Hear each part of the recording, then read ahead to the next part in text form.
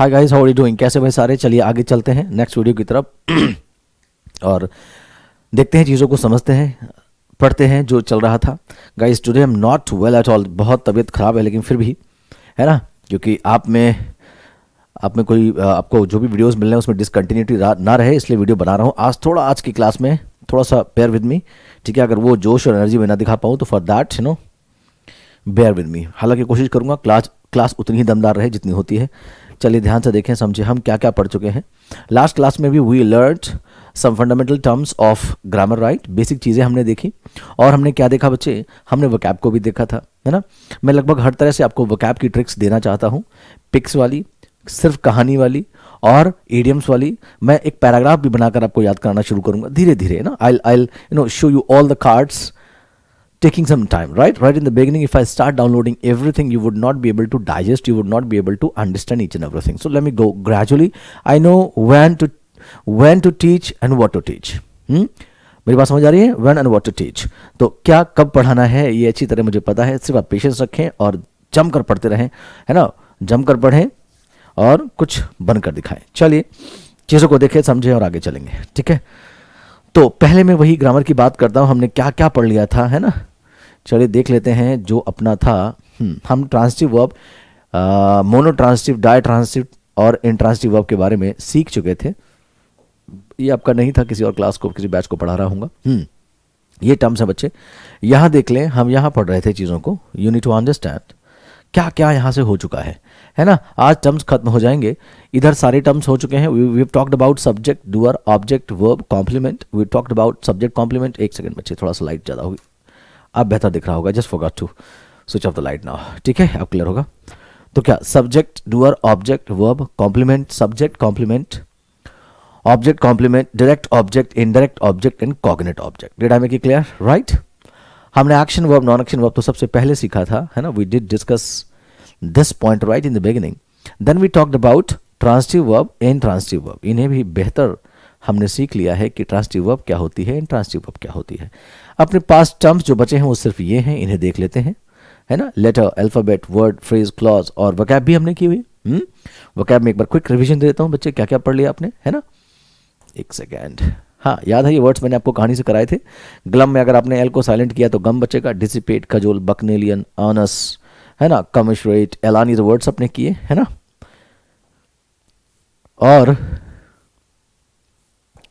यहाँ आ जाएं, ये अपने फ्रेजल वर्ब्स नहीं किए, कराऊंगा, इसकी भी कहानी आपको बताऊंगा। सच्चा प्यार, है ना? जूली की डेथ, जूली की हत्या।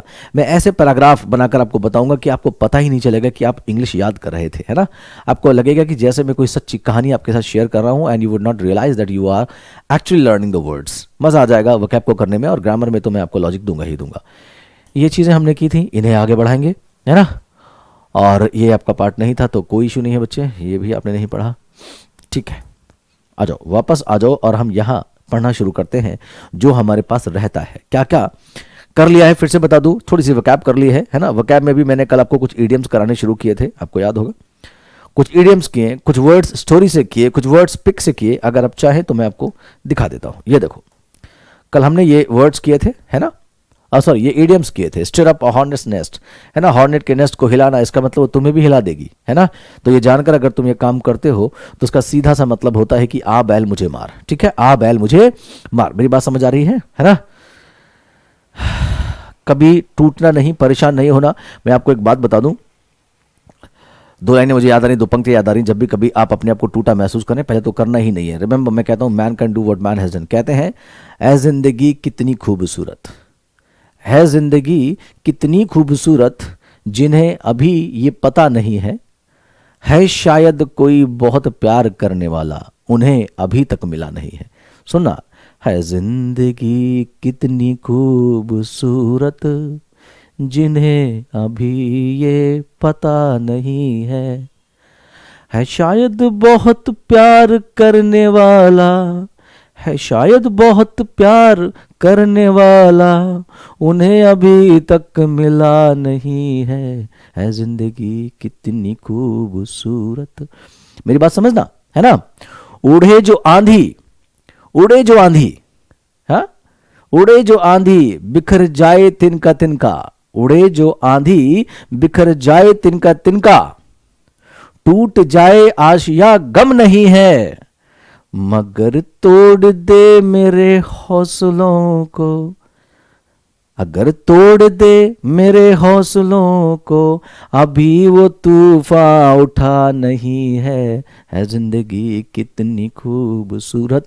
बच्चे, भगवान ने आपको जो जिंदगी दी है, लाइफ दी, बहुत अनमोल है। It is like the most precious thing that we got. We have to utilise even a single moment. कभी टूटा महसूस करें, कभी हताश महसूस करें, तो याद रखना कि आपको चाहने वाले आपसे बहुत एक्सपेक्टेशन लगाकर बैठे हुए हैं। अपने लिए नहीं, आपने उनके लिए काम करना है। हाँ, कभी आंधी कोई तूफान उठेगा, हो सकता है तिनका तिनका टूट जाए, तिनका तिनका डूब जाए, लेकिन फिर से अपने आशानों को बनाना है। और याद रखना, जो तोड़ दे मेरे हौसलों को, याद रखना, आंधी तूफान आते रहेंगे, लेकिन रिमेंबर, जो तोड़ दे मेरे हौसलों को, अभी वो तूफान उठा नहीं है। ठीक है बच्चे, वो तूफान नहीं होना चाहिए जो तुम्हारे हौसलों को तोड़ दे। याद रखना। चलते हैं फिर। हाँ, चलिए, याद रखेंगे, ये चीजें हम याद कर रहे थे। फिर आगे चलते हैं। मैंने हर तरह से आपको वोकैब को याद कराया, स्टोरी के साथ, पिक के साथ, इडियम्स याद कराए, कहानी बताऊंगा, सब कुछ पेशेंस रखना है, सीखते हुए चलना है। चलो आगे आते हैं। आपने ये देखा, और मैं ये भी आपको करा रहा था, अगर याद हो, उस पर भी आएंगे हम लोग। ये वर्ड्स भी हम लोग कर रहे थे, इनके बारे में भी बात करेंगे। ठीक है, फिलहाल तो पहले मैं ग्रामर के टर्म्स खत्म करूंगा और ग्रामर को स्टार्ट करूं, क्योंकि ग्रामर को पढ़ने के लिए, सीखने के लिए आप सारे लालायित हैं। You all are excited, you all are eager to learn grammar in the most logical way. ठीक है, बिल्कुल। चलो जी, अब क्या क्या रहता है अपने पास, मैं आपको बता दूं, ध्यान से देखना और समझना। हम बात करेंगे कुछ टर्म्स की। जैसे हमारे पास कुछ टर्म्स रहते हैं बच्चे। एक क्या रहा, जैसे मैंने कहा लेटर, मैंने क्या कहा, लेटर। इन चीजों को बहुत ध्यान से देखना और समझना। लेटर, उसके बाद हम बात करेंगे बच्चे किसकी, अल्फाबेट की। किसकी बच्चे, अल्फाबेट। फिर हम बात करेंगे वर्ड्स की। ठीक है, and then we will talk about phrase. किसकी बच्चे, फ्रेज। आज की क्लास में सारा सीखना है आपने। And then we will talk about clause, सब समझा दूंगा। और फिर हम बात करेंगे बच्चे सेंटेंस, क्या होता है सेंटेंस। और आपको याद होगा, फर्स्ट क्लास में मैंने ग्रामर के 5 पार्ट्स आपको बताए थे। Most of the teachers teach you grammar like this. Noun पढ़ाएंगे, प्रोनाउन पढ़ाएंगे, adjective, verb, adverb, preposition, conjunction, interjection, ये सारी चीजें वो पढ़ाते हैं, राइट। लेकिन याद रखना, ग्रामर के 5 पार्ट्स होते हैं, अगर आप लॉजिकली पढ़ते हैं। Orthography, etymology, syntax, punctuation and prosody. आज वो चीजें भी मैं आपको बताऊंगा। ठीक है बच्चे, बिल्कुल जमकर पढ़ेंगे। सबसे पहले आप ये समझ लें, लेटर क्या होता है। लेटर को हम हिंदी में वर्ण या अक्षर बोलते हैं। ए, बी, सी, डी। अगर आप इन्हें एक एक कर बोलते हैं, ए तो ये लेटर होगा, बी तो ये लेटर होगा, सी तो ये लेटर होगा। लेकिन अगर इन्हीं लेटर को एक साथ आप कह दें, ए टू जी या ए टू जेड, तो जो ये कॉम्बिनेशन है, इसे क्या बोलते हैं आप, वी कॉल इट अल्फाबेट। इसे हम क्या बोलते हैं बच्चे, वी कॉल इट अल्फाबेट। वर्णमाला, अक्षरमाला। माला में सारे मोती पिरो दिए जाते हैं। ए से ए, बी, सी, डी सारे के सारे जब एक साथ ग्रुप बनकर आते हैं, उसे अल्फाबेट कहा जाता है। अगर कोई आपसे पूछे कि how many alphabets do we have in the language English, हाँ, कितने अल्फाबेट्स हैं लैंग्वेज इंग्लिश में, तो याद रखना, बात इंग्लिश की हो, हिंदी की हो, फ्रेंच की हो, जापानीज हो, ग्रीक हो, स्पेनिश हो, एनी लैंग्वेज, किसी भी लैंग्वेज में there is only one alphabet. सारी भाषाएं बच्चे एक जैसी होती हैं। याद रखेंगे, किसी भी लैंग्वेज में अल्फाबेट एक होता है। अल्फाबेट का मतलब क्या है, ग्रुप ऑफ लेटर्स। और ये बच्चे ग्रुप नहीं होता, क्या होता है, ग्रुप। क्या होता है, ग्रुप। ठीक है, make sure you pronounce the word the way they should be pronounced. Only then you will reflect your upbringing, your teaching and the way you been taught. ठीक है जी, तो ए टू जेड के collection को alphabet बोलते हैं, और A B C D individually अगर आप देखते हैं तो ये क्या होते हैं, लेटर्स होते हैं। किसी भी लैंग्वेज को सीखने के लिए सबसे पहले बच्चे आप क्या करते हो, बोलो। मैंने आपको पहले भी बताया, मैं रटाता नहीं हूं, पहले समझाता हूं, फिर बोर्ड पर लिखता हूं। ठीक है बच्चे, तो मैंने क्या कहा, जरा समझने की कोशिश करना। Letter A B C D, कभी भी किसी भी भाषा को सीखने के लिए, हिंदी की बात करो, पहले आपको क्या बताया गया, प, व, न, 3 अलग अलग लेटर्स, फिर जोड़कर शब्द बना दिएगा पवन, राइट। मेरी बात समझ आ रही है ना। तो ऐसे ही होता है, चीजों को जोड़ा जाता है, महल, महल, राइट। तो पहले लेटर्स याद किए जाते हैं और फिर हम उनसे शब्द बनाते हैं। लेकिन लेटर्स के ग्रुप को, जितने भी लैंग्वेज में लेटर्स होते हैं, उस ग्रुप को अल्फाबेट कहा जाता है। डेफिनेशन अभी बोर्ड पर लिख दूंगा। आई होप अब कोई कंफ्यूजन नहीं रहा होगा आपको। लेटर्स क्या होते हैं, इंडिविजुअल कैरेक्टर्स होते हैं किसी भी लैंग्वेज में। कितने लेटर्स हमारे पास हैं इन द लैंग्वेज इंग्लिश, 26। और alphabets There is only one alphabet. Make sure you do not learn English from any other teacher, from the teacher of any other subject. Do not learn English from the teacher of maths, reasoning, or GS, or any other teacher, right? Make sure you are learning English from the faculty of the teacher of English. And that too, you need to be logical. It's not that every time you are getting the things correct from that teacher too, right? उस teacher से भी, उनसे भी आपको सही मिले. थोड़ा सा ध्यान से पढ़ना. हो सकता है कुछ गलतियां हो जाए. नॉन इंग्लिश बैकग्राउंड में, नॉन इंग्लिश बैकग्राउंड के टीचर्स थोड़ी सी दिक्कत कर जाते हैं, आपको बता जाते हैं. देखो जी, लेटर आप समझ गए. लेटर्स को जोड़ते हैं. जरा समझने की कोशिश करना भाई. मैंने बोर्ड पर लिखा टी, ए और सी. ये तीन क्या हैं? लेटर्स हैं. लेटर्स हैं, है ना. किसी भी लैंग्वेज को सीखने के लिए सबसे पहले लेटर्स सीखे जाते हैं, और लेटर्स को जोड़कर एक ऐसा ग्रुप बना देना जो आपको एक मीनिंग देता हो, उसका कोई मीनिंग हो. लेटर्स का वो ग्रुप जो एक मीनिंग देता हो, है ना. यानी मीनिंगफुल, यानी सार्थक समूह जो होता है लेटर्स का, उसे हम वर्ड कहते हैं. ग्रुप भी हो और मीनिंगफुल भी हो, राइट. मैं समझाता हूं. मैंने यहां तीन लेटर्स लिए बच्चे. कौन कौन से? टी, ए, सी. अब तुम देखना, मैं इनके तीन ग्रुप्स बना रहा हूं. समझने की कोशिश करना. मैंने एक लिखा. मैंने कहा, यहां मैंने कहा इन तीनों को जोड़कर एक वर्ड बनाया एक्ट. ठीक है. इन तीनों को जोड़कर एक वर्ड बनाया कैट. इन तीनों को जोड़कर एक वर्ड बनाया CTA. इन तीनों को जोड़कर एक वर्ड बनाया ATC. इन्हें जोड़कर एक वर्ड बना सकता हूं क्या? हाँ,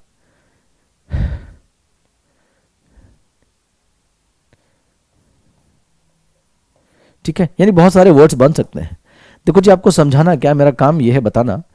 तीन लेटर्स जो ऊपर लिखे हैं, उन्हीं तीन लेटर्स के ये ग्रुप्स हैं. क्या ये सारे वर्ड्स हैं? हाँ, उन्हीं लेटर्स को जोड़कर मैंने वर्ड्स बनाए. लेकिन ये एक वर्ड है, ये एक वर्ड है. एक्ट का मतलब काम करना होता है या कोई प्ले होता है. कैट का मतलब आपको पता है, एनिमल है. बट ये क्या लिखा है, तो मैं पढ़ भी नहीं पाऊंगा और मीनिंग भी नहीं पता. जब मीनिंग नहीं पता, पढ़ भले ना पाओ, वो तुम्हारी गलती है कि तुमने पढ़ा नहीं, सुना नहीं, तो पढ़ नहीं पा रहे, है ना. पढ़ने के बारे में आपको बताऊंगा. आप लोग पढ़ते नहीं हो, आप लोग सुन सुनकर बोलते हो इंग्लिश. इसका भी कोई मीनिंग नहीं है. तो यहां से ये पता चला बच्चे कि वर्ड लेटर्स का एक ग्रुप होता है, but it has to give a complete meaning और it has to be a meaningful expression. Is the clear? Letter unit होता है, अल्फाबेट लेटर्स का ग्रुप होता है, और लेटर्स को जोड़कर जब आप मीनिंगफुल एक्सप्रेशन देते हैं वो शब्द होता है. और शब्दों को जोड़कर, देखो जी ध्यान से, मैंने क्या कह दिया, शब्दों को जोड़कर. जैसे मैंने कहा going market to John a girl with, है ना. लेटर्स को जोड़ा, मीनिंगफुल एक्सप्रेशन बनाया, तो बच्चे वर्ड बना. यहां भी कई वर्ड्स हैं, 1 2 3 जॉन 4. ये सारे वर्ड्स हैं. ये सारे क्या हैं? वर्ड्स हैं. तो क्या इनको जोड़कर जो मैंने ये लिख दिया, क्या ये सेंटेंस है? बोलो जी, क्या ये सेंटेंस है? I hope this is not a sentence. Why so बच्चे? ये सेंटेंस नहीं है. क्यों नहीं है? क्योंकि ये कंप्लीट एक्सप्रेशन या कंप्लीट मीनिंग नहीं दे रहा. ये बच्चे क्या है, जरा समझना, ये मीनिंगलेस एक्सप्रेशन है ना. इसका कोई मीनिंग नहीं है, इसलिए ये सेंटेंस नहीं है. I hope you guys are getting it, right. अब अगर मैं इसे सेंटेंस बनाऊं तो एक सेंटेंस में बनाकर लिखने की कोशिश करता हूं. मैंने कहा जॉन. ओहो, मैंने एक चीज मिस की. यहां एक और चीज लिखो. यहां कहीं इस भी लिख लो. ये इस भी है इसमें, ठीक है. तो मैंने इसका एक सेंटेंस बनाया, John is going to market. John is going to market. हाँ, going to market with a girl. एक तो ये सेंटेंस सही हो जाएगा, है ना, क्योंकि मीनिंग, वर्ड्स वही हैं जो ऊपर लिखे हुए थे, लेकिन ये सेंटेंस इसलिए है क्योंकि इसका मीनिंग है. ऐसे ही मैं ये भी लिख सकता हूं बच्चे, क्या, John with a girl. John with a girl is going to market. Is going to market. बोलो भाई, सबको समझ आ रहा है? भले ही आप क्लास में रिकॉर्डेड वीडियोस मिल रहे हैं आपको, but whenever I ask a question you have to say it, you have to reply to me. Feel as if you're in my offline class. I'm standing before you people. If I ask you to answer me, yeah, you have to say yes or no. Are you getting my point? Yes guys, I'm talking to you people. Never feel that I'm not there. Feel that I'm always there with you people. John with a girl is going to market. ठीक है जी, ये भी sentence है बच्चे और वो भी sentence है.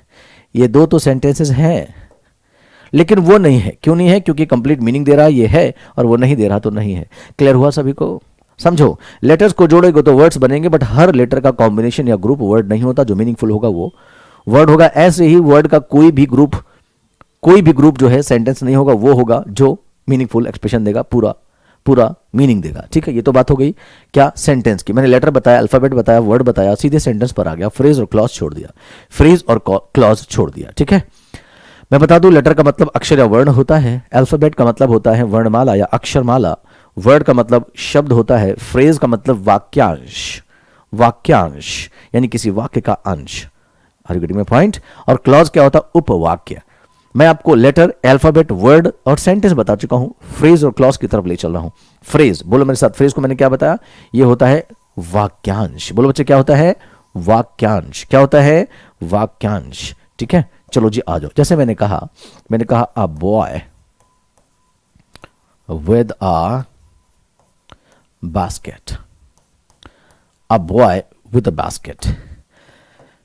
इस एक्सप्रेशन में एक वर्ड ये है एक वर्ड ये है, एक ये है, एक ये और एक ये सारे वर्ड्स है ना? ये सुनो, ये सारे क्या है बच्चे? वर्ड्स हैं। मेरी बात समझ आ रही है? वर्ड्स ये हैं क्योंकि ये अगर अलग अलग आप देखेंगे तो इनका मीनिंग है, और ये आपको समझ आता है, ये वर्ड्स हैं। यहां तक कोई दिक्कत आपको नहीं है।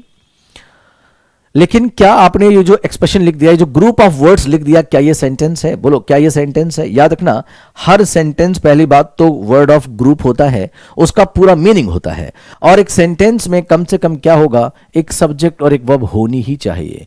इस सेंटेंस में सब्जेक्ट तो आप मान सकते हो कि बॉय है, लेकिन क्या वर्ब है? याद रखना, इनफैक्ट ये सेंटेंस नहीं है। समझो, वर्ड का वो ग्रुप, वर्ड्स का वो ग्रुप जो कंप्लीट मीनिंग ना दे, उसे हम क्या बोलते हैं बच्चे? फ्रेज बोलते हैं, वाक्यांश।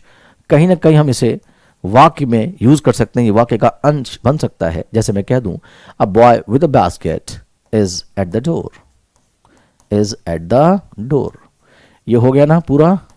वाक्य का अंश था, लेकिन खुद में कंप्लीट नहीं था, वाक्यांश। तो ये जो आपने लिखा हुआ था बच्चे, ये यहां से लेकर यहां तक, इसे हमने क्या बोला? फ्रेज। बाद में डिटेल में बताऊंगा, फ्रेज भी कई तरह के होते हैं, noun phrase, adjective phrase, adverb phrase. Grammar ऐसी कि आपने कभी सुनी नहीं होगी। ये फ्रेज हो गया, कंफ्यूज मत होना। वर्ड्स का वो ग्रुप जो कंप्लीट मीनिंग ना दे, वो फ्रेज हो सकता है। अब एक चीज और ध्यान से देखो, जैसे मैंने कहा, द पेशेंट हैड डाइड,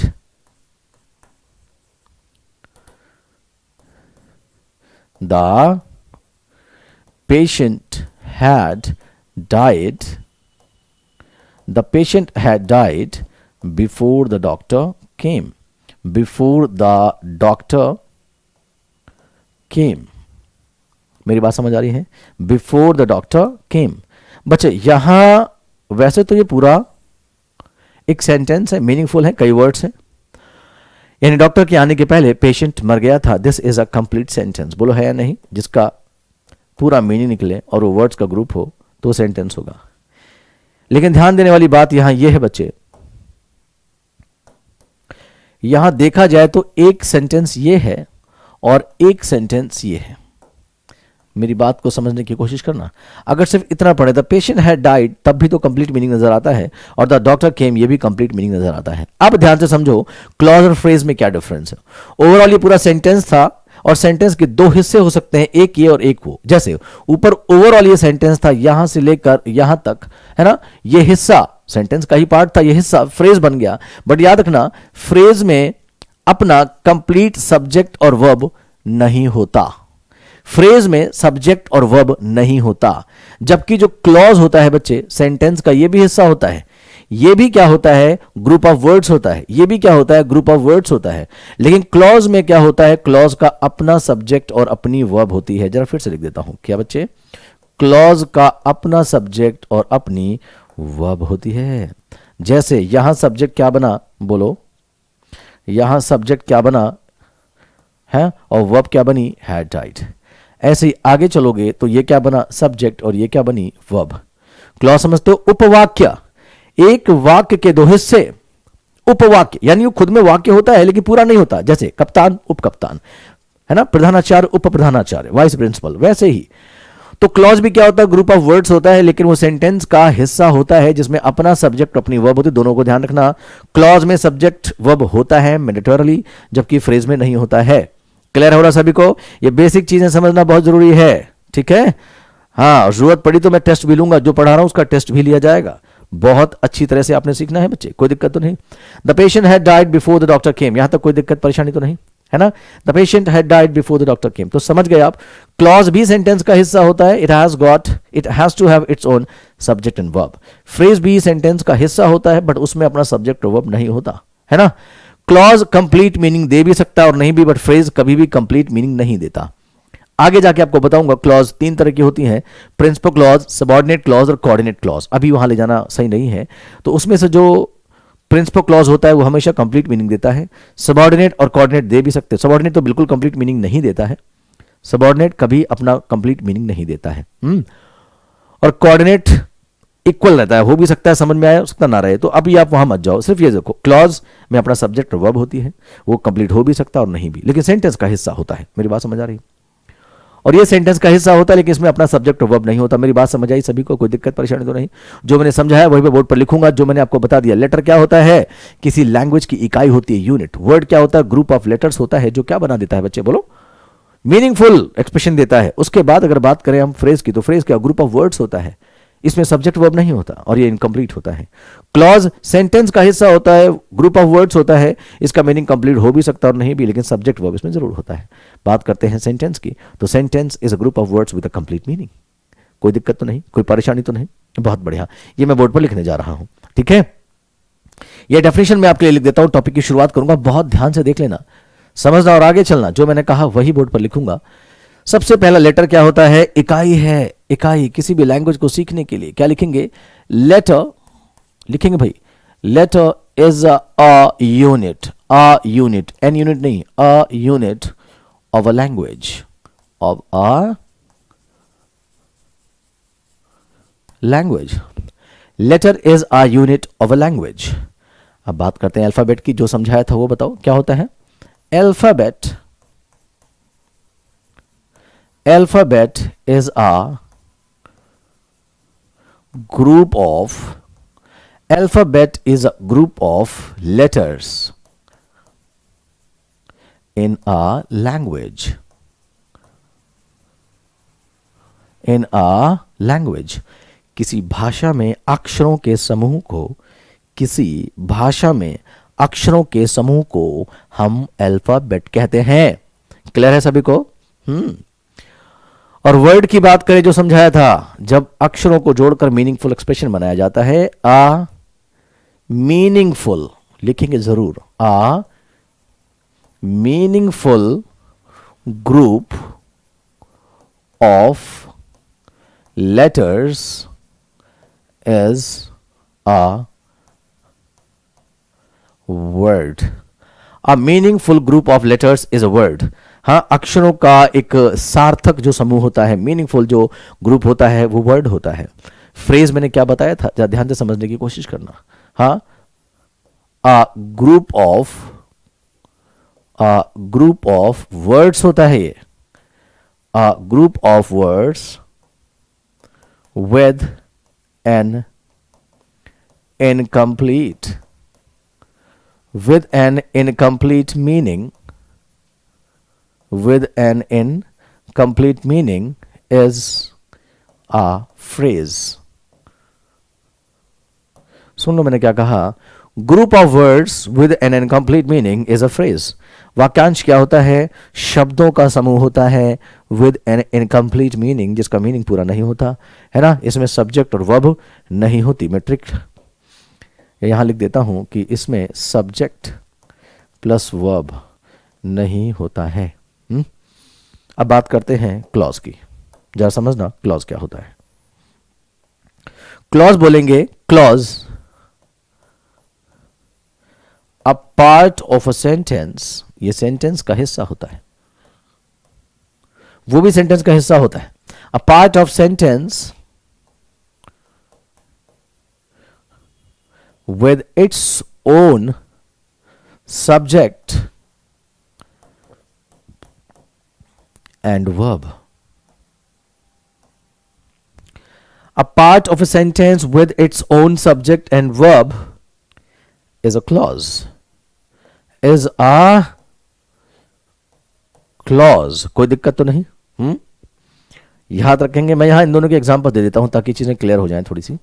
जैसे मैंने यहां एक सेंटेंस लिखा, मैंने कहा you can stay here if it rains today. If it rains today. तो जरा समझने की कोशिश करना.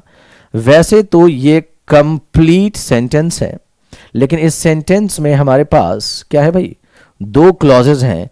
एक क्लॉज ये, क्योंकि ये सब्जेक्ट है और ये वर्ब है, तो एक क्लॉज रहा ये बच्चे. ये क्या हुआ? एक क्लॉज. और वैसे ही ये रहा सब्जेक्ट और ये रही वर्ब. ये रहा सब्जेक्ट, ये रही वर्ब. तो याद रखना, इफ इट रेन्स टुडे ये एक क्लॉज हो गया. ठीक है जी. अपना सब्जेक्ट, अपनी वर्ब और सब्जेक्ट का सेंटेंस का पार्ट. ठीक है. क्यों ना फ्रेज का भी एक एग्जांपल दे दूं. जैसे मैंने यहां एक सेंटेंस लिखा, मैंने कहा the captain with his players. ठीक है. और क्या लिख सकते हैं? मैंने कहा a driver behind the tree. behind the tree. ठीक है. और बहुत सारे हो सकते हैं. ये कंप्लीट नहीं है, ये इनकम्प्लीट होते हैं हमेशा. इसमें सब्जेक्ट और वर्ब नहीं होता. ठीक है. रही बात सेंटेंस की. सेंटेंस आप सारे बड़ी अच्छी तरह जानते हो कि सेंटेंस क्या होता है बच्चे. हाँ, मीनिंगफुल. जरा समझना. Meaningful group of words. A meaningful group of words with a subject and a verb. At least ये तो होता है. With a subject and a verb is a sentence. Is a sentence. समझना. A meaningful group of words with a subject and verb is a what? Is a sentence. ठीक है ना? है ना? फिर से एक बार देख लो बच्चे क्या लिखा है. Letter is a unit of a language. Alphabet is a group of letters in a language. A meaningful group of letters is a word. A group of words with an incomplete meaning is a phrase. और clause क्या होता है बच्चे? Clause. Clause क्या है? A part of sentence with its own subject and verb is a clause. ठीक है. Sentence a meaningful group of words with a subject and verb is a sentence. यहां तक कोई दिक्कत तो नहीं किसी को भी? आई होप चीजें समझ आ रही होंगी सभी को. ठीक है. इसका एग्जांपल दूं क्या? चलो एक एग्जांपल देता हूं. जैसे मैंने कहा my brother is waiting outside. My brother is waiting outside. है ना? ऑलराइट. ये कंप्लीट मीनिंग दे रहा है आपको. ये कंप्लीट मीनिंग दे रहा है. बिल्कुल ठीक लिखा है कि मेरा भाई बाहर आपका इंतजार कर रहा है. ये बिल्कुल सही लिखा हुआ है. कोई दिक्कत तो नहीं? राइट. ये बात हो गई. चलिए बहुत बढ़िया. अब देखो हमने लगभग सारे टर्म्स खत्म कर लिए हैं. है ना? लगभग हमने सब कुछ खत्म कर लिया है. अब आगे चलते हैं चीजों को देखते हुए, समझते हुए, बहुत ध्यान से. ठीक है. दो चीजें आपके लिए होमवर्क है. जब मैं आऊंगा तो आपसे बात करूंगा. मुझे याद है मैंने अभी आपको साउंड और सिलेबल नहीं बताए. कुछ आपने भी ढूंढकर बुक से निकाल कर रखना है. जब ऑफलाइन आपसे मिलूंगा, आपके बीच में रहूंगा, तो मैं आपसे पूछूंगा. फिलहाल इतने वर्ड्स की जरूरत थी, इतने टर्म्स की जरूरत थी. हम चीजों की शुरुआत कर सकते हैं. ठीक है जी. चलिए अब एक चीज मैं और आपको बता दूं. बहुत प्रैक्टिकली हम लोग किसी लैंग्वेज को कैसे सीखते हैं, कैसे सीखते हैं किसी भी लैंग्वेज को. सबसे पहले बच्चे याद रखना, सबसे पहले हम क्या करते हैं? हम सबसे पहले किसी भी लैंग्वेज के क्या सीखते हैं? लेटर्स को सीखते हैं. लेटर्स के बाद हम उसके वर्ड्स को सीखते हैं. और वर्ड्स के बाद हम क्या करते हैं बच्चे?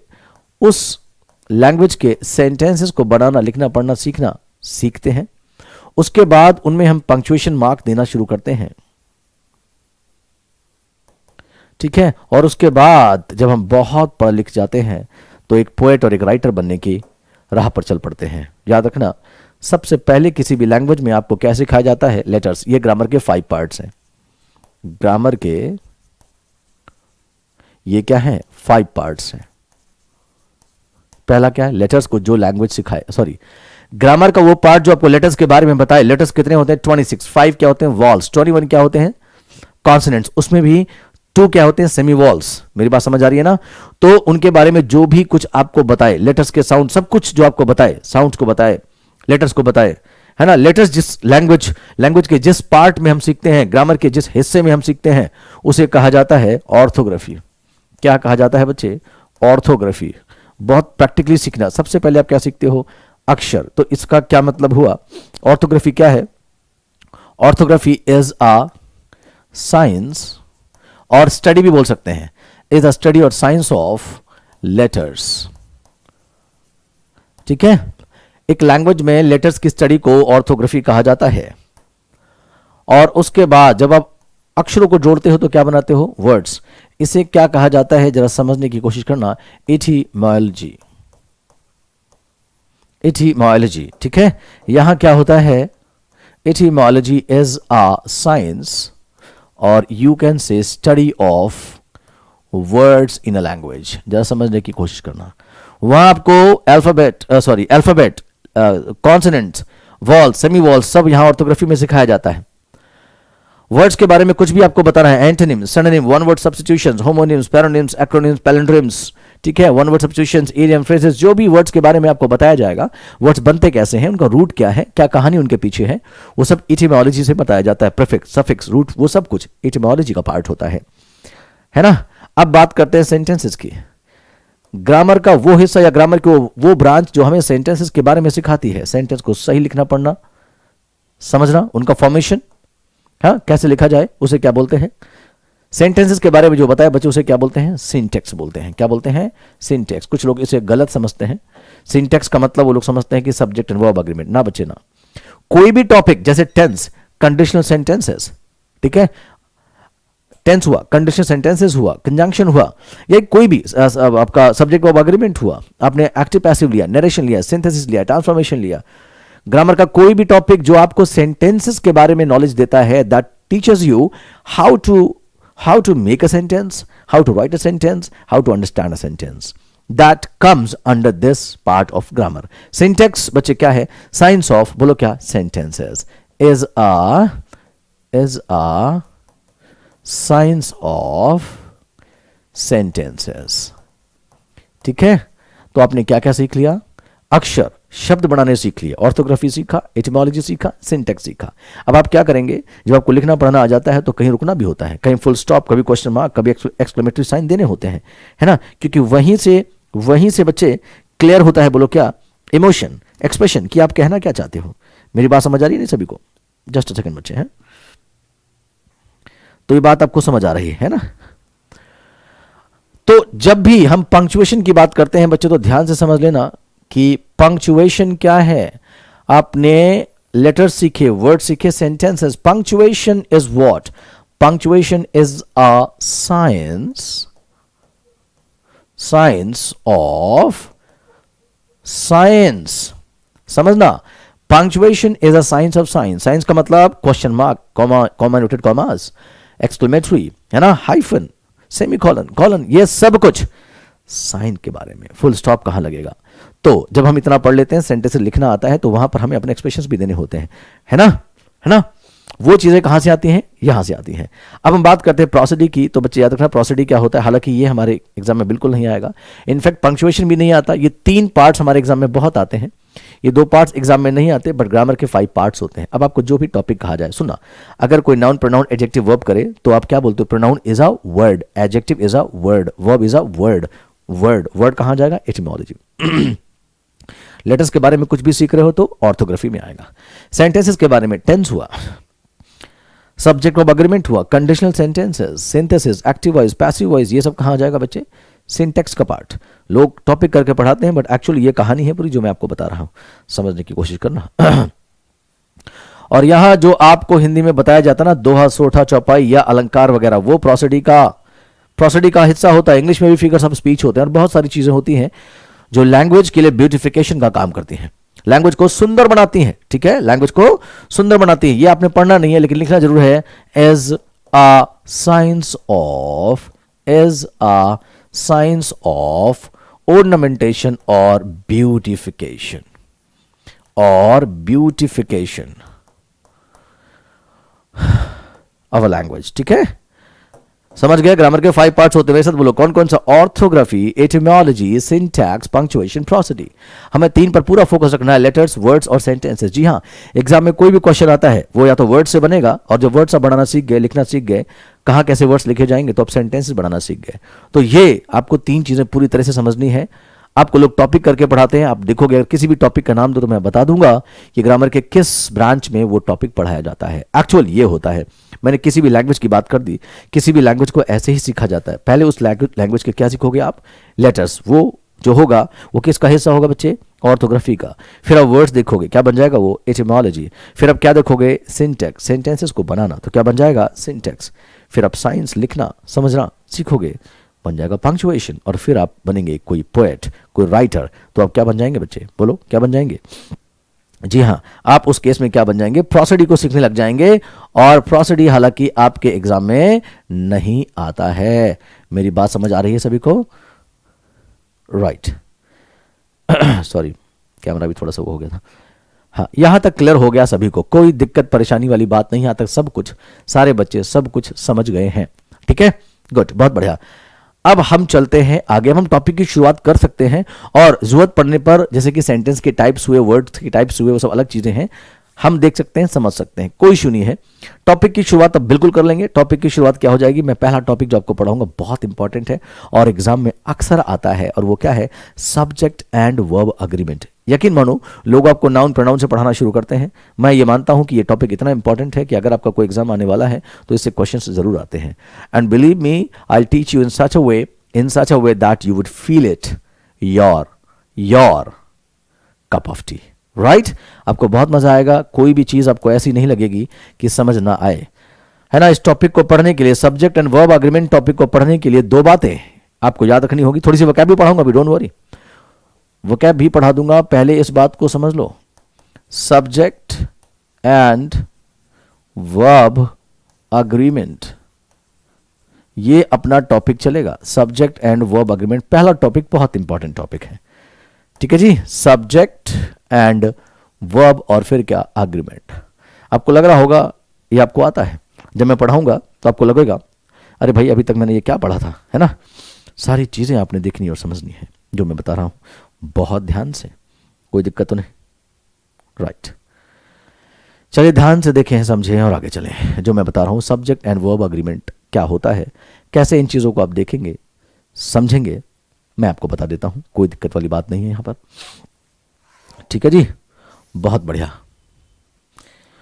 इस टॉपिक को सीखने के लिए सिर्फ 2 चीजें आपने आनी चाहिए। आपको पता होना चाहिए कि सिंगुलर और प्लुरल क्या होता है। अब तो आप ये सब जानते हैं कि सब्जेक्ट क्या होता है, ये आप सारे जानते हैं। मेरे साथ एक बार बोल देंगे, इस टॉपिक को सीखने के लिए सिंगुलर और प्लुरल आपको पता होना चाहिए, है ना। जैसे मैंने बच्चे बॉय लिखा तो आप सारे कहेंगे बॉय क्या है? सिंगुलर। और बॉयज क्या हो बच्चे? प्लुरल। जैसे मैंने कहा बुक, तो बोलो बुक क्या है? सिंगुलर। और बुक्स क्या है? प्लुरल। जैसे मैंने कहा पेन, तो पेन क्या हो जाएगा? सिंगुलर। और पेन्स क्या हो जाएगा? प्लुरल। मेरी बात समझ आई? मैंने कहा ही, तो ही क्या होगा? सिंगुलर। दे क्या होगा? प्लुरल। बहुत मजा आने वाला है, जरा समझना।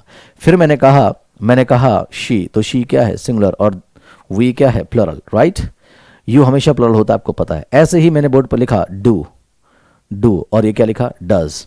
तो बोलो डू क्या है? डू सिंगुलर है? ना ना ना ना, गलती कर दिया आपने, डू सिंगुलर नहीं है ना।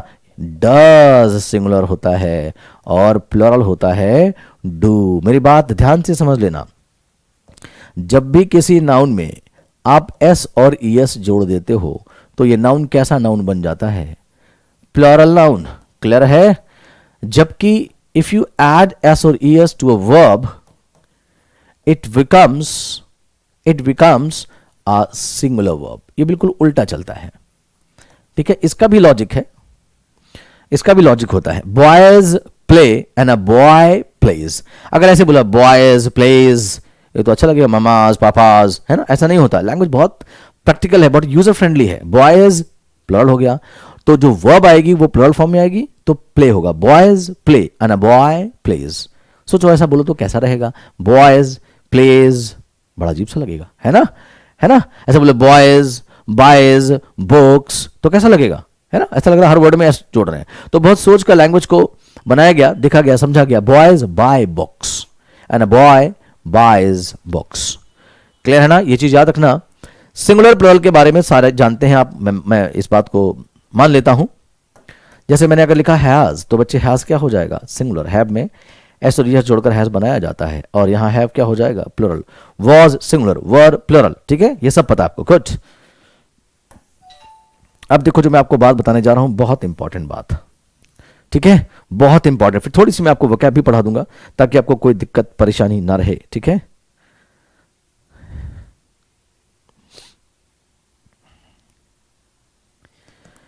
देखो जी, मैं आपको बता देता हूं सब्जेक्ट एंड वर्ब अग्रीमेंट हुआ क्या, ठीक है, क्या होता है ये मैं आपको समझा देता हूं बहुत ध्यान से।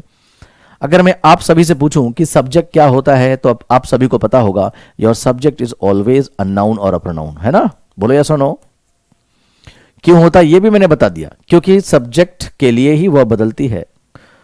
वर्ब सिंगुलर प्लुरल होती है, वो किसके लिए होती है, सब्जेक्ट के लिए। यानी सब्जेक्ट कुछ ऐसा होता है जो सिंगुलर प्लुरल होने की टेंडेंसी रखता है, तो ये नाउन प्रोनाउन बन जाएगा।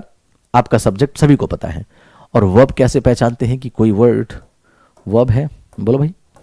मैंने आपको बताया था फॉर द टाइम बीइंग, जो आपको क्या बताए बच्चे, क्या बताए, ट्रिक, जो आपको टेंस का नाम बताए, टेंस नेम जो बता दे, कोई दिक्कत तो नहीं। पहले दो बातें क्लियर करो, अग्रीमेंट बाद में बताऊंगा। Do you guys know what all can be your subject and how would you recognise a verb?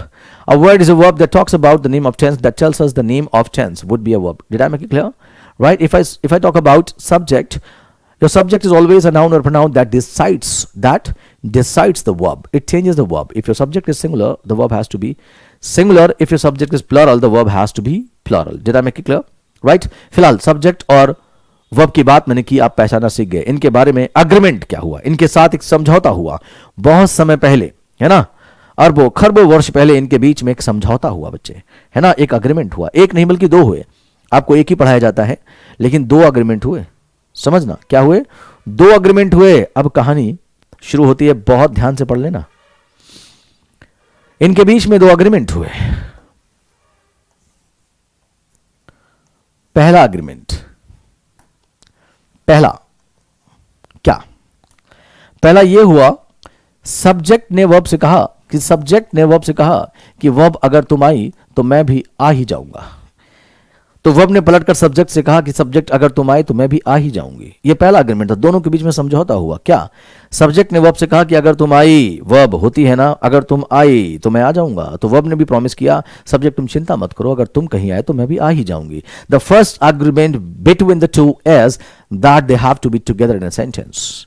कोई भी ऐसा वाक्य नहीं होगा जिसमें वर्ब हो और उसका सब्जेक्ट ना हो, या सब्जेक्ट हो और उसकी वर्ब ना हो। मेरी बात समझ आ रही है? There is no sentence in the language. मेरी बात समझ आई? तो पहला एग्रीमेंट क्या समझे आप, ऐसा कोई भी सेंटेंस नहीं जिसमें सब्जेक्ट है और वर्ब नहीं, और वर्ब है तो सब्जेक्ट नहीं। यानी इन्होंने पूरी लाइफ एक साथ बितानी है, इन्होंने कसमें खा ली, है ना, ये एक दूसरे को प्रॉमिस करके बैठे हुए हैं। They have to be together in a sentence. The first agreement between the two, इनके बीच में ये पहला अग्रीमेंट। दूसरा क्या हुआ, जरा समझने की कोशिश करना। आपको कहा गया कि सब्जेक्ट और ये रही क्या, वर्ब।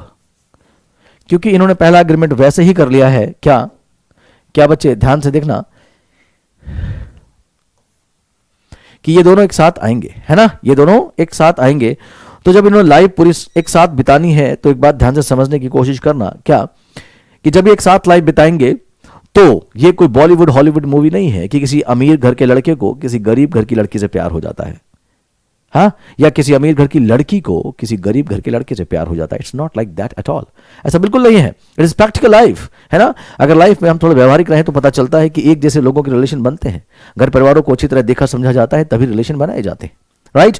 इन्होंने तो पूरी लाइफ का रिलेशन बना लिया है। यह संबंध पूरी जिंदगी चलना है, चलता था, चलता है, चलता रहेगा, था, है और रहेगा। I mean, they have to be together, right तो अगर लोगों ने इतना लंबा रिलेशन चलाना है इन दोनों ने, तो मेक श्योर कि वो दोनों कैसे होंगे। याद रखना, सेकंड अग्रीमेंट बता रहा हूं, if your subject is singular, remember, if your subject is singular your verb would be singular. did I make it clear? अगर आपका सब्जेक्ट कैसा होगा, सिंगुलर होगा, तो वर्ब भी कैसी होगी, सिंगुलर होगी। और अगर सब्जेक्ट प्लूरल होगा तो वर्ब कैसी होगी, प्लूरल होगी। मेरी बात समझ रहे हो नहीं? Singular subject singular verb, plural subject plural verb. इस अग्रीमेंट को एस एस और पी पी भी कहा जाता है। क्या बच्चे? एस एस और पी पी अग्रीमेंट। समझना मैंने क्या कहा? अगर सब्जेक्ट सिंगुलर है तो वर्ब सिंगुलर होगी, और अगर सब्जेक्ट प्लूरल है तो वर्ब प्लूरल होगी। मेरी बात समझ आई? अगर कभी ऐसा हो गया कि तुम्हारा सब्जेक्ट प्लूरल है और वर्ब सिंगुलर है, तो किसे चेंज करोगे? सब्जेक्ट प्लूरल है और वर्ब सिंगुलर है ना? याद रखना, इन दोनों ने एक जैसा होना है। तो अगर आपका सब्जेक्ट करेक्ट लिखा है, सही लिखा है, तो फिर वो चाहे जहां लिखा हो, पहले पार्ट में लिखा हो या लास्ट पार्ट में लिखा हो, if your subject is correct the verb would be changed. अगर सब्जेक्ट सही है तो फिर वो, अगर सिंगुलर है तो वर्ब सिंगुलर होगी, और अगर प्लूरल है तो प्लूरल होगी। राइट है ना? कुछ भी हो, अगर सब्जेक्ट सही है तो सब्जेक्ट सही होने पर हमेशा वर्ब को ही बदला जाएगा। लेकिन अगर सब्जेक्ट की गलती हो जाए तो वर्ब हर बार सेक्रीफाइस नहीं करेगी, तब सेक्रीफाइस करेगी सब्जेक्ट के लिए जब सब्जेक्ट सही होगा। अगर गलत होगी तो भाई देखो, गलत होगी तो ये साथ नहीं देगी। अगर आपका सब्जेक्ट रॉन्ग है तो बदला सब्जेक्ट को भी जाएगा, बट अगर सब्जेक्ट करेक्ट लिखा है, सही लिखा है, तो फिर वर्ब कहीं भी लिखी हो, सब्जेक्ट कहीं भी लिखा हो, सब्जेक्ट के लिए वर्ब को बदल दिया जाएगा।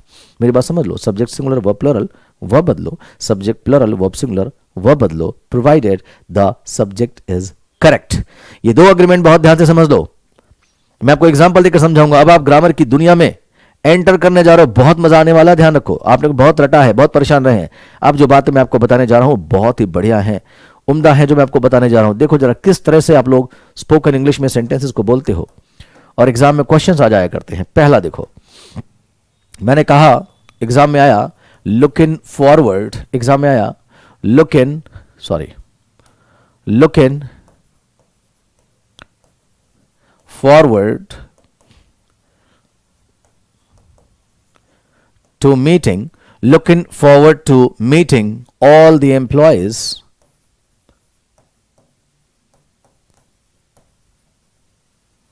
this Sunday। ये सेंटेंस मैंने लिखा, जरा समझने की कोशिश करना।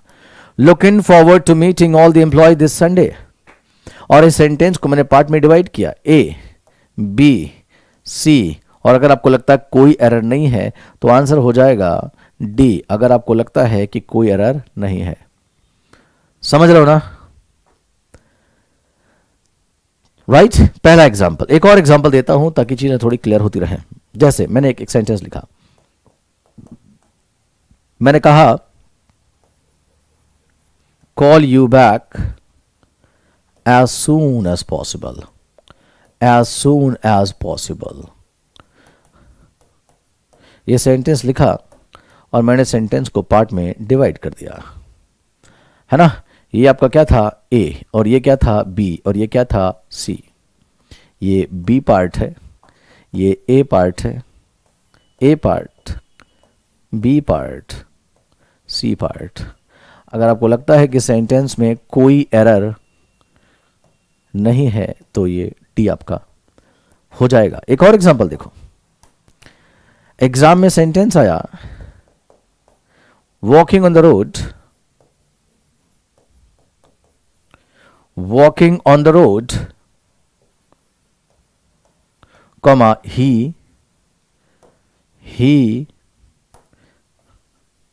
saw a tiger। एक और एग्जांपल, मैंने कहा walking on the road, comma a car hit him। सड़क पर टहलते हुए एक कार ने उसे हिट किया। ठीक है, ये आपका डी पार्ट है। अगर लगता है कि इसमें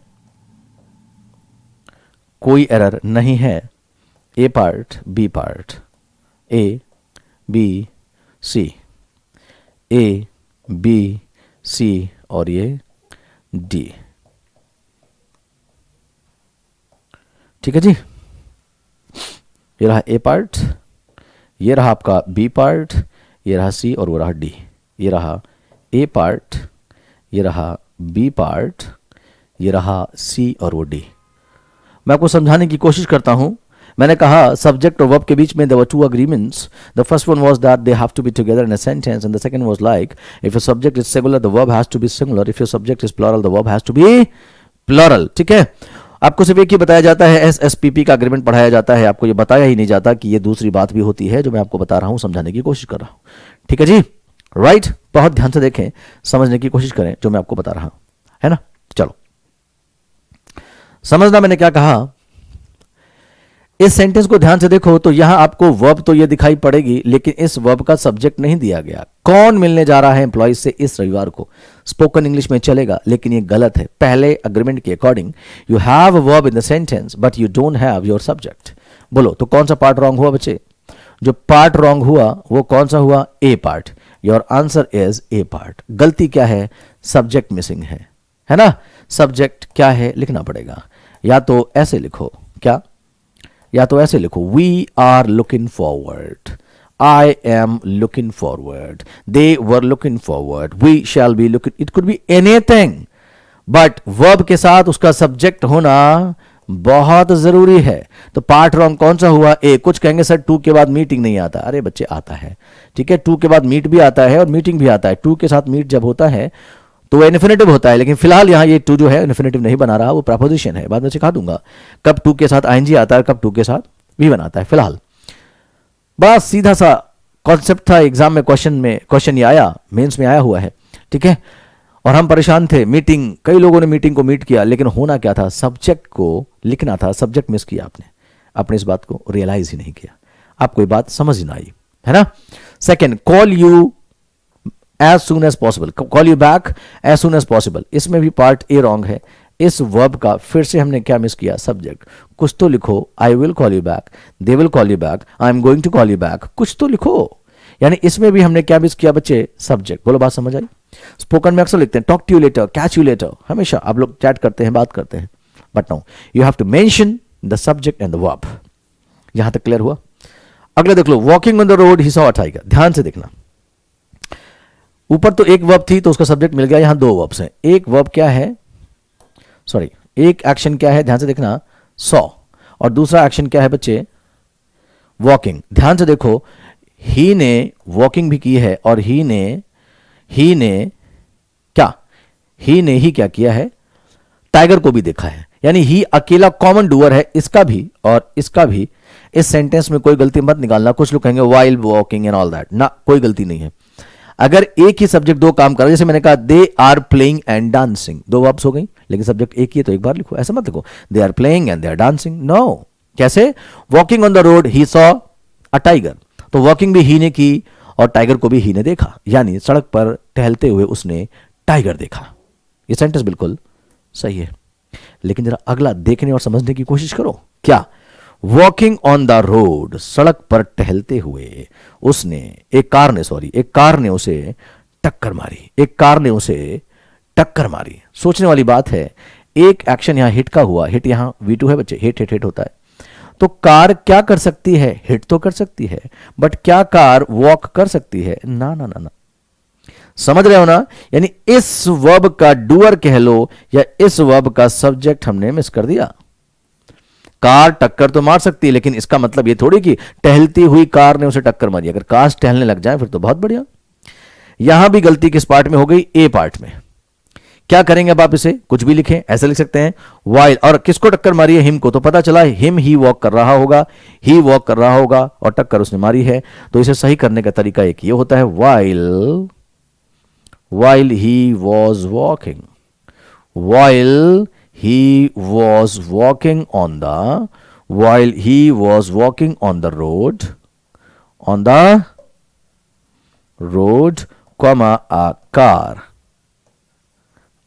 a car hit him। ठीक है, while he was walking on the road a car hit him। मेरी बात समझ आई सभी को? अब क्या होगा? was walking जो है उसका सब्जेक्ट ये हो गया और हिट हिट का सब्जेक्ट ये हो गया। ये 4 एग्जांपल्स मैंने पहले एग्रीमेंट के दिए, that in a sentence a subject and a verb has to be together. Subject और वर्ब्स कैसे होंगे, एक साथ लिखे जाएंगे। पहला एग्रीमेंट आई होप थोड़ा समझ आ गया होगा, पहला एग्रीमेंट आई होप थोड़ा सा समझ आ गया होगा। सेकंड भी मैं आपको बहुत सारे एग्जांपल्स दूंगा, है ना, सेकंड पर एग्जांपल दूंगा, सब्जेक्ट सिंगुलर प्लूरल वाला समझाऊंगा नेक्स्ट क्लास में। फिलहाल मैं थोड़ा सा आपको वोकैब भी पढ़ा देता हूं ताकि आप थोड़ा सा लाइट फील करें। और कितने वर्ड्स हमने यहां कर लिए थे, कितने वर्ड्स कर लिए थे भाई, हाँ आई थिंक 21, है ना। तो एक सेकेंड में 21 तक ले जाता हूं आपको, कुछ वर्ड्स देख लो। सैंक्टिमोनियस, शायद ये वर्ड हो गया था। सैंक्टिमोनियस का मतलब होता है ढोंगी पाखंडी, है ना। चलिए ये वर्ड हो गया था। संत और मुनि आजकल के कैसे हैं, सैंक्टिमोनियस हैं, ठीक है जी। अगला वर्ड देखो क्या लिखा हुआ, ध्यान से देखो क्या लिखा है, बेलिकोज। बेलिकोज जो होता है बच्चे, वो क्या होता है, बेलिकोज का मतलब होता है झगड़ालू या लड़ाकू। ये भी हमारा क्या निकला, एडजेक्टिव। याद कैसे करेंगे, बेलिकोज। बैलों को तुमने कभी देखा होगा, बैलों को जहां भी तुमने देखा होगा वो आपस में लड़ते हुए ही दिखते हैं, है ना। देख रहे हो बैल, हाँ बैलों को कोई कहीं भी देख ले, ना जाने किसी न किसी कॉज से बैल बेलिकोज करते रहते हैं, यानी वो झगड़ालू होते हैं, है ना। बैलों को कोई भी कहीं भी देख ले, बैल हमेशा बेलिकोज होते हैं, लड़ाकू झगड़ालू होते हैं। आई होप बात समझ आ रही होगी, है ना बच्चे, बात समझ आ रही होगी, झगड़ालू होते हैं। अगला देख लो, अगला क्या लिखा है, एनकॉमियम। एनकॉमियम ये नाउन होता है जिसका मतलब होता है एक्सटोल और प्रेज, प्रशंसा। कैसे, इनकी कहानी देखो, ये क्या कह रहे हैं, मैं एमकॉम करके डॉक्टर बना हूं तो थोड़ी एनकॉमियम तो बनती है। डॉक्टर बनने के लिए लोग अलग अलग कोर्सेज करते हैं, है ना, एमडी, एमएस, है ना, और बीएमएस, बहुत कुछ करते हैं, बीडीएस, एमडीएस करते हैं। लेकिन ये कितना बहादुर आदमी निकला जिसने किया एमकॉम है और बन गया डॉक्टर। अरे एमकॉम करने वाले तो आगे जाकर सीए वगैरह बनते हैं, राइट। तो ये कह रहा है मैंने एमकॉम किया है और एमकॉम करके मैं डॉक्टर बना हूं तो थोड़ी सी एनकॉमियम तो कर दो। मैं एमकॉम करके बना हूं तो मेरा एनकॉमियम कर दो। प्रशंसा और बात भी है ना। अगर कभी कोई ड्राइवर गाना गा जाए, कोई गाना गाने वाला डांस कर जाए तो भाई एनकॉमियम तो उसकी बनती है।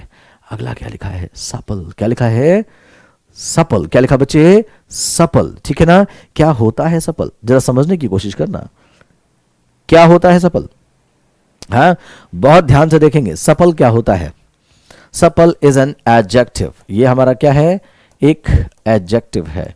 बोलो बात समझ आइए नहीं, ये हमारा क्या है, एक एडजेक्टिव है ना।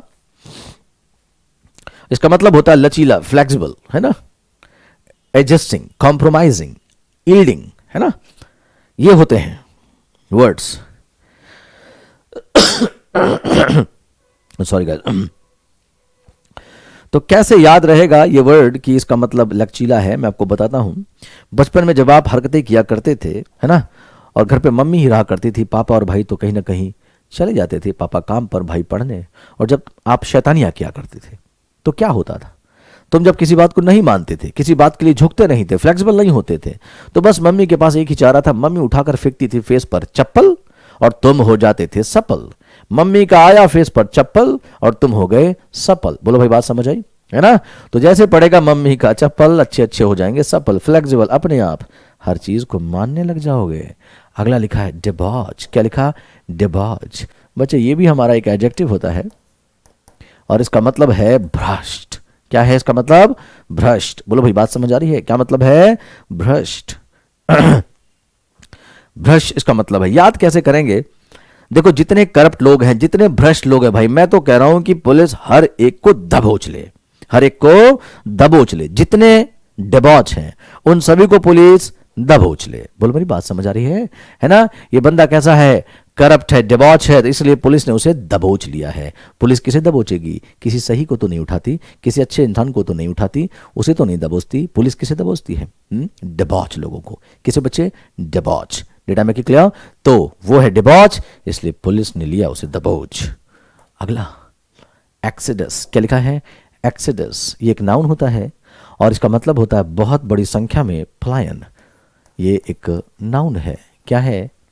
नाउन है। ये देखो पिक्चर देखो, बहुत सारे लोग एक साथ जा रहे हैं। याद कैसे करेंगे मैं बताता हूं। एक्सोडस में पहले लिखा है एक्स, ये लिया गया है एग्जिट से, निकल जाने के लिए एक्स मैंने उठा लिया। और बाकी अगर ध्यान से पढ़ो तो लिखा है एक्सोडस, निकल गए कितने? 110 लोग। 110 लोग एक साथ अगर कहीं के लिए निकल पड़े, कहीं के लिए चल पड़े, तो क्या हो जाएगा? 110 लोग कम थोड़ी होते हैं। तो 110 का मतलब बहुत बड़ी संख्या में एग्जिट कर रहे लोग, तो क्या कर रहे हैं? पलायन। एक्सोडस का मतलब बहुत बड़ी संख्या में लोग, कम से कम 110 लोग एग्जिट कर रहे हैं, एक्सोडस कर रहे हैं। 110 लोगों का एक्सोडस मैंने देखा, बहुत बड़ी संख्या में लोगों का जन पलायन मैंने देखा। बोलो बात समझ आ रही है ना?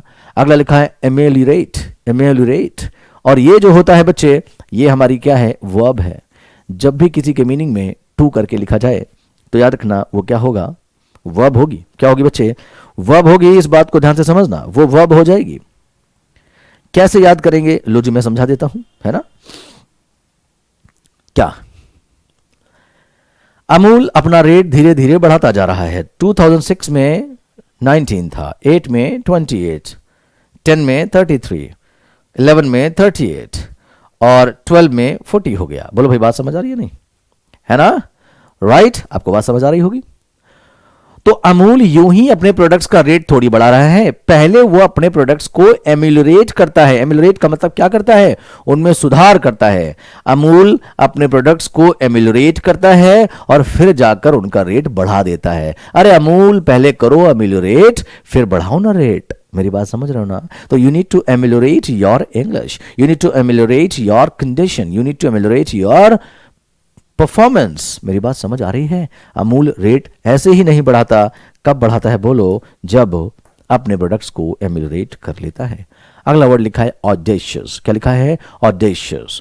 रिमेंबर OUS पर खत्म होने वाले वर्ड्स हमारे एडजेक्टिव्स होते हैं। ये वर्ड भी हमारा क्या हुआ? एडजेक्टिव। मीनिंग बोर्ड पर लिखा है बहादुर या साहसी, बहादुर या साहसी। मेरी बात समझ आ रही है? बहादुर या साहसी, कोई दिक्कत तो नहीं? बहादुर या साहसी। तो समझो। अरे भाई ऑडी, छोटी मोटी गाड़ी में थोड़ी चल रहा है बंदा। ये बंदा ऑडी से आ रहा था और ट्रैफिक पुलिस मैंने उसको रोका और कहा कि भाई डीएल दिखाओ, रेड लाइट क्रॉस की तुमने, ओवर स्पीडिंग कर रहे थे। उसने कहा तुम्हें पता है? अरे भाई मैं ऑडी चलाता हूं, और ऑडी में चलाने वाले लोग हल्के फुल्के नहीं होते। ऑडी, BMW, मर्सिडीज, जैगवार से चलने वाले लोग बहुत ऑडिशियस होते हैं। बंदा आया था ऑडी से तो सच में ऑडिशियस था, इसीलिए वो पुलिस वाले से भिड़ गया। ऑडी चलाने वाले ऑडिशियस होते हैं। क्या होते हैं? ऑडिशियस होते हैं। मेरी बात समझ आ रही है? राइट? सॉरी। तो जो चलाते हैं ऑडी वो होते हैं ऑडिशियस।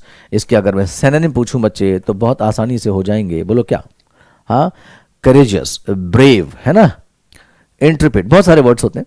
सैंग्विन, सैंग्विन भी एक अच्छा वर्ड है जिसका मतलब होता है खुश और आशावान। खुश और आशावान। मेरी बात समझ आ रही है? क्या मतलब होता है इसका?